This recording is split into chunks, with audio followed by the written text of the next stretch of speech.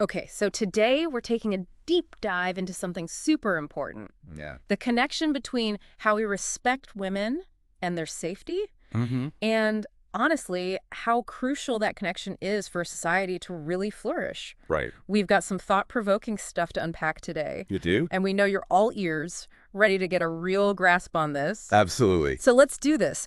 Our goal today is to get beyond just the surface level, to Yeah. really understand what respect for women looks like, why it matters so much to all of us, Mm-hmm. and most importantly, what we can actually do to build those safer spaces. Absolutely. You know, safer and more inclusive for everyone. Yeah. And one thing our source really hammers home is that you can't separate these two things. Right. Respect and safety. They're deeply intertwined. Totally. Yeah. It's not like respect is some optional extra. Right. It's the very foundation for safety. That's a great point. So let's dive into that. Yeah, let's get into it. When we say respect for women, what does that really mean? Well, it goes way beyond just being polite on the surface, you know? Yeah. True respect is about recognizing the inherent worth of every woman, Mm-hmm. her dignity, her right to make her own choices. Or autonomy. Exactly. Having control over her own life. That's so key. It is. It's not just about, like, holding doors open. No. We're saying please and thank you. Deeper than that.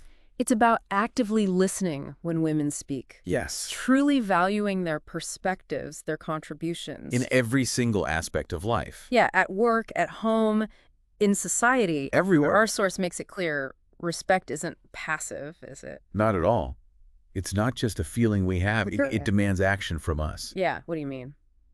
Well, we can't just stand by silently when we see disrespect happening. Mm-hmm. It could be something small like casual sexism or something more serious like harassment. You're right. Our source was very clear about that. It was. Silence is basically enabling that behavior. It is. If we genuinely respect women, we have to speak up. Challenge those words, those actions. We need to create a culture where that behavior is just not okay. Exactly. So maybe let's dig into that a bit. Yeah, Liz. When we say casual sexism, what are some examples? Good question. I think our source would probably point to something like, say, Yeah. making assumptions about a woman's abilities at work just because she's a woman. Right. Or maybe those jokes that seem harmless, Oh, but yeah. they rely on negative stereotypes about women. Right. You know, those little things might seem insignificant on their own. But they add up. They really do. They contribute to a bigger problem of disrespect. Okay, so we're starting to get a sense of what real respect means. Yeah, Now let's connect that to this really crucial issue of safety. absolutely.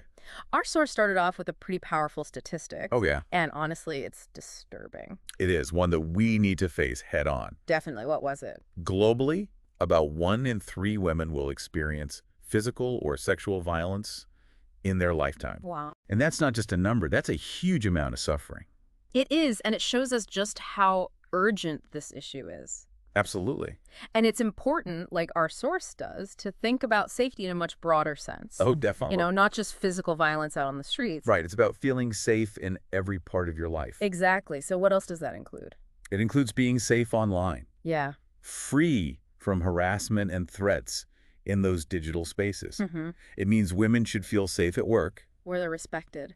Exactly. Not subjected to inappropriate behavior, And sadly, it also means feeling safe at home. which should be a sanctuary for everyone. Absolutely. A place where you feel secure. Yeah, Our source also talked about how we can start building a safer world right from the beginning. it did.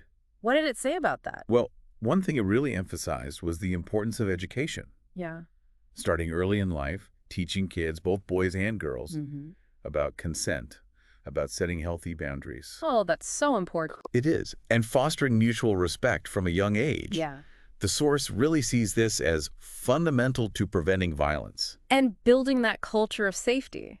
Exactly. It makes total sense. Right. Yeah. If we instill those values early on, we're setting the stage for a better future. We are. So beyond education, what else did the source highlight for creating safer environments? One crucial thing is having clear and safe ways for women to report harassment or violence. You mean if they experience it? Yeah, they need to be able to come forward without being dismissed or blamed. or fearing negative consequences. Absolutely. It's about creating a system where they feel heard and supported. Exactly. And hand in hand with that Yeah. is making sure that those who harm others are held accountable. So there are real consequences for their actions. Yeah, it acts as a deterrent. Right. And it provides justice for survivors. You know, it can feel overwhelming when we think about the size of these issues. It can. But I really appreciate that our source also highlighted some progress. Oh, it's important to acknowledge the positive changes that are happening. Yeah. Where are we seeing progress? Well, the source specifically mentioned the #MeToo movement. That's a big one. It is. It's had such a huge impact on raising awareness. It has. It's empowered so many women to share their stories. It's really sparked a global conversation, hasn't it? It really has. It's brought the issue of sexual harassment to the forefront Yeah, in a way we hadn't seen before. on such a massive scale. Right, and it shows the power of collective voices. And the potential for real change in society. Yeah, totally. The source also brought up Iceland as an interesting example. Oh, yeah, they're always ranked so highly for gender equality. They are, consistently. What can we learn from them? Well, their high ranking isn't just luck. Right. It's the result of really intentional effort. So what have they done specifically? They've implemented things like comprehensive equal pay laws Wow. and generous parental leave policies Oh, nice. designed for both parents to take time off. That's great. And they have strong laws against discrimination. So they've really put their money where their mouth is. They have, and it shows that real, lasting change is possible. When society makes a commitment, Exactly. that's inspiring. It is. But as our source pointed out, it's not just up to governments or big organizations. No. Creating widespread change means everyone needs to get involved. Everyone. So let's talk about that. What are some practical things individuals can do? Okay, well, the source had some really good suggestions. Like what? One is to challenge sexism when you see it happening. Even those everyday casual moments. Yeah, like those jokes or comments that seem small. But actually reinforce those harmful stereotypes. Exactly. I know that can feel awkward sometimes. It can. It might feel uncomfortable to speak up. I get it.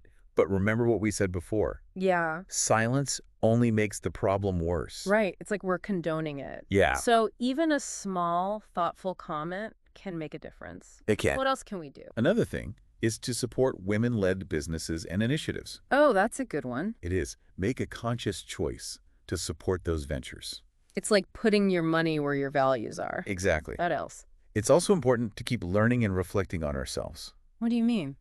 Well, we all have biases, even if we're not aware of them. Right. So taking the time to learn more about the issues women face Yeah. from different perspectives, it's crucial for our own growth. And then we can share that knowledge with others. Exactly. Start those respectful conversations. So it spreads outward like a ripple effect. He does. But I think one of the most basic things Okay. that our source really emphasized is just listening. Absolutely. Truly listening to the women in our life. Hearing their experiences, validating their feelings, Amplifying their voices. offering support. Those things can make such a difference. They really can, even on an individual level. And I love how our source framed this whole thing. What do you mean? It's not just a women's issue. You Right. know? It's a human issue. Building a society where women can thrive, it benefits everyone. Absolutely. When women are empowered and safe, Everyone wins. yeah, society becomes more innovative, communities are stronger. And we create a more just and equitable world for all. Couldn't have said it better myself. So to wrap up this deep dive, Yeah. the main takeaway is that respecting women isn't a one-time thing. Right. It's a constant commitment. We have to work at it every day. It's not about grand gestures. It's about those everyday choices we make. Absolutely. The little things add up. So our goal, as our source laid out, Yeah. is to create a world where every woman can live freely and safely. With dignity. That fundamental dignity that every human being deserves. Right. So for everyone listening, take a moment. Mm-hmm. Think about how you can contribute to this. In your own life, in your community. What's one step you can take today, even a small one? Yeah, think about that. This brings us to our final thought for you to ponder. How are your actions, even the small ones, connected to this bigger picture? The picture of creating a world where women are truly respected and safe. And how can we all keep working towards that goal? It's a journey we're all on together. Thanks for joining us on this deep dive. It was a pleasure being here. See you next time. See ya.